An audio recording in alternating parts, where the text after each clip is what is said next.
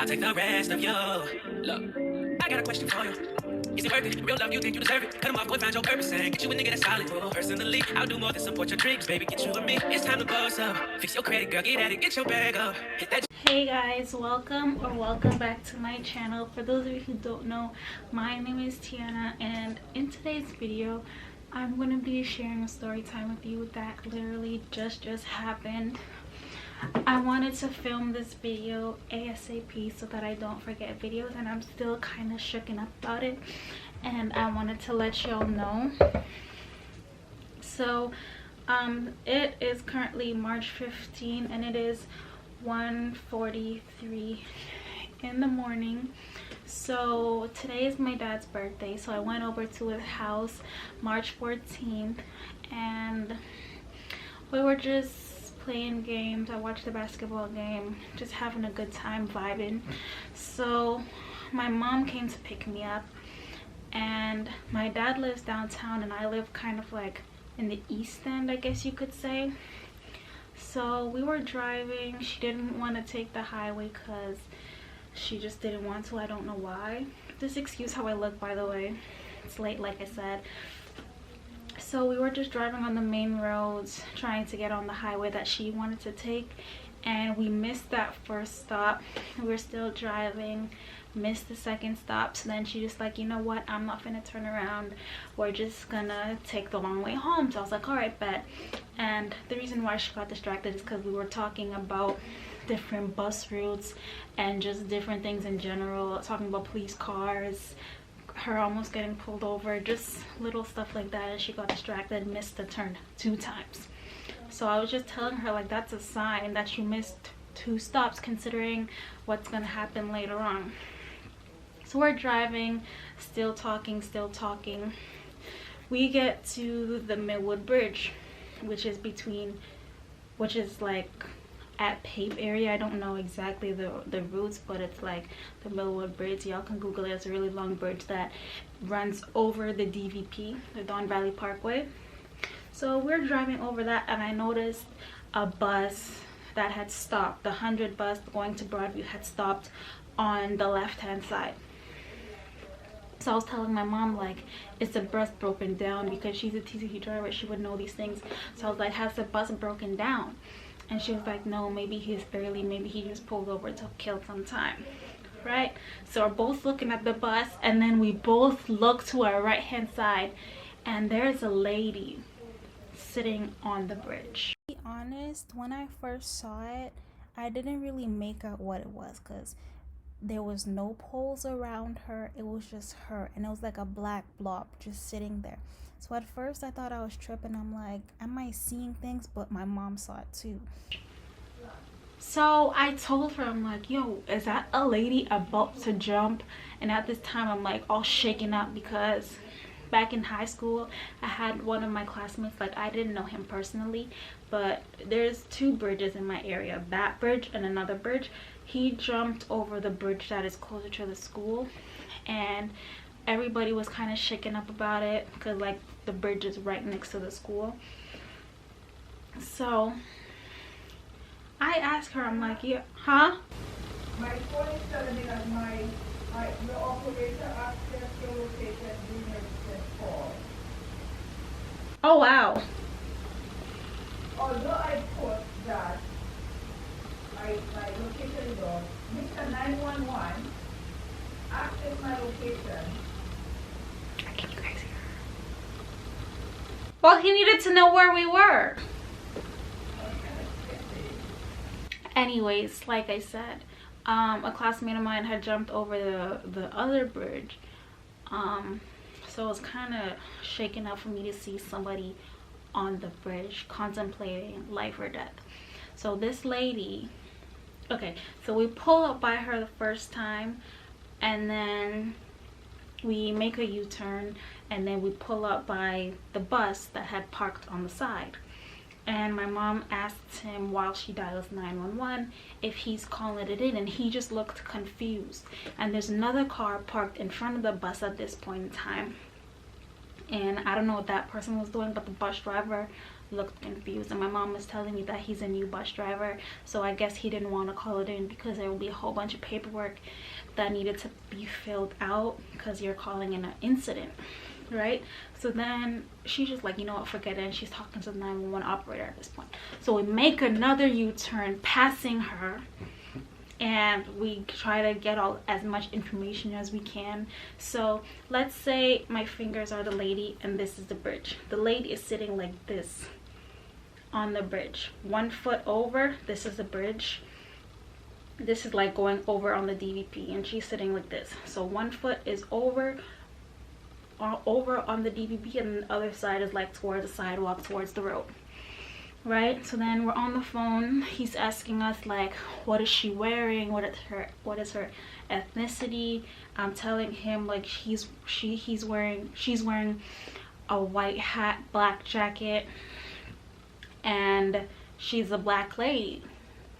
So he's just asking us a whole bunch of other questions, like, is she rocking back and forth?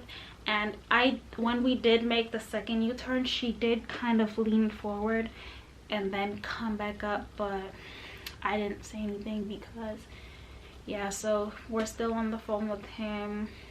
He lets us know that 911 is on the way, and then as we're sitting there talking to him, he's still trying to ask us like, is she okay? And we parked like a good distance away from her that I couldn't see her. I had to turn around and look out the back window to see her. My mom was looking at her from the rear view mirror, but the way the rear view mirror was positioned, I couldn't see out of it, so I had to turn around and physically, like, you know. So while we were sitting there talking to the 911 operators, we noticed that a few other cars had noticed her and pulled up beside us and asked us if we've called it in. 2 people pulled up beside us and asked us if we're calling it in. One of them was a taxi driver, and he parked in front of us and then got out the car and started to talk to us. And then I noticed that he made a U-turn and parked on the other side of the street a little bit farther. Then we had another guy come by and ask us if we called it in, and we said yes. And then he's like, okay, good. He also made a U-turn and started to head back down in the direction that she was at. And then when I turned around to look out the back window, I noticed that there was another car parked behind us, but they didn't ask us anything, right? Also, as we were talking to the 911 operators, he was telling us like, make sure you guys are staying a good distance from her, make sure nobody else, like no other cars, go up and talk to her, because you never know what can happen. You talking to her can trigger her and just make her lean over onto the DVP. So we were just like making sure that nobody was talking to her. We were a good distance away from her, so she didn't notice us, and her back was turned to us anyways. So just wanted to mention that. So then I see a police car coming with no lights on. So then I ask him, to roll down the window, look, he's right there, he's right there. And then I'm like, hey! And then my mom kind of like flashes him with her phone, because her phone light was on because she was on the phone with the police. So she kind of flashes him down with her phone and starts pointing in that direction that lady was in. And then you just see him speed, and then turn on his lights. And then he hopped out the car real fast. My mom didn't see this part, I saw this part. He hopped out the car real fast, and he kind of creeped up on the lady, because if they came in, she was facing like away from us, so she couldn't see what was happening on this side because her back is this way. So he kind of creeped up behind her, and I was looking, and he just yanked her off the bridge and kind of like had his pinned her to the ground. I'm gonna lie, once he pulled her to the ground and kind of had his knee in her back, I was kind of like in a panic, like, what if we save this lady? But then, like, I'm even getting emotional right now talking about it. Like, what if we save this lady and then got her like in more trouble, considering the amount of, like, considering what's happened in America for the past year with George Floyd, Breonna Taylor, and this was a white male officer, so you never know, and he was solo too. So he was solo at the moment, so you never know what kind of lies he would have made up, like she was fighting back, she was resisting arrest, like just a whole bunch of fuckery. So I was kind of like nervous about that too, like especially when he yanked her and like pinned her to the ground. I was like, oh my god, what did we just do? But luckily she wasn't really refusing, and he wasn't on her for that long. He was probably on her for maybe like 30-35 seconds, but anything could happen in that time span. You've seen, most of y'all have seen the George Floyd video. So I was kind of like shaken up, like what if we saved her from hurting herself, but what if we got her in danger from this man, you know? But luckily everything was all right.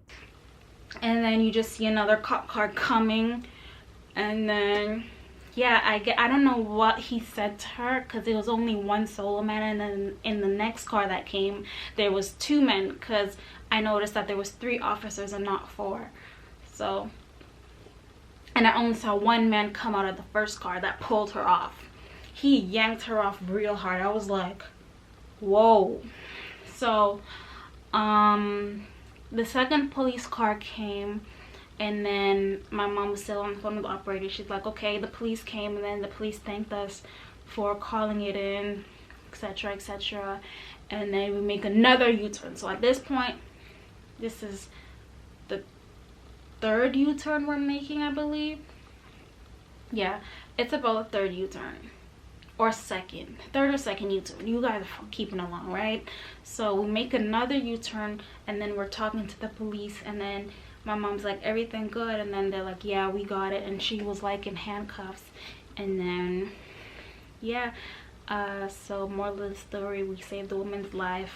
I guess she was stressed out or whatever, but aren't we all? It's COVID time, so she was really contemplating ending it all on that night. Afterwards, after we had passed the police, when the woman was in handcuffs, I had called my dad and I told him, yo, we just saved this woman's life. It's a good thing we took this way and not the other way, because if we didn't take this way, we would have been hearing about all this on the news. And he was like, yeah, it was a good thing that y'all took that way.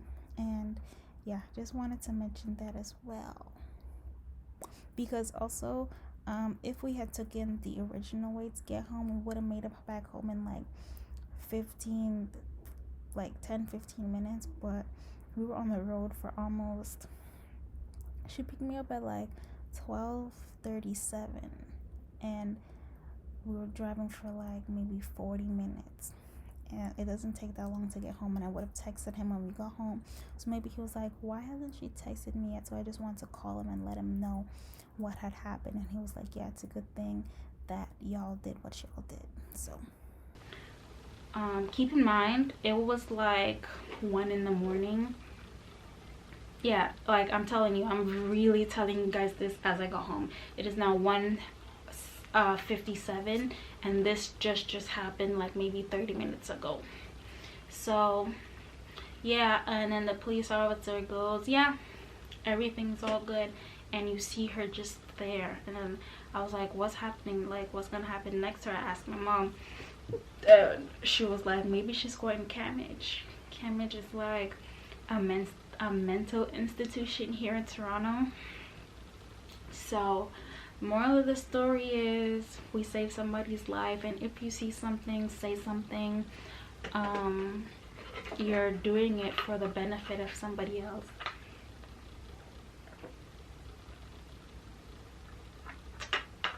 Because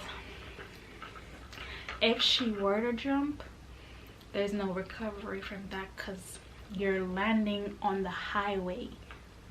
The highway. You're done for. Done for. So yeah guys, that was my story. I hope I mentioned everything. If I didn't mention everything, as I'm editing this video, I'll be sure to add it in. But yeah, I hope you guys enjoyed. Don't forget to like, comment, share, and subscribe. Turn on your post notifications so that you can be notified anytime I post a new video. Feel free to follow my socials, which will of course be on the screen. But yeah, bye guys.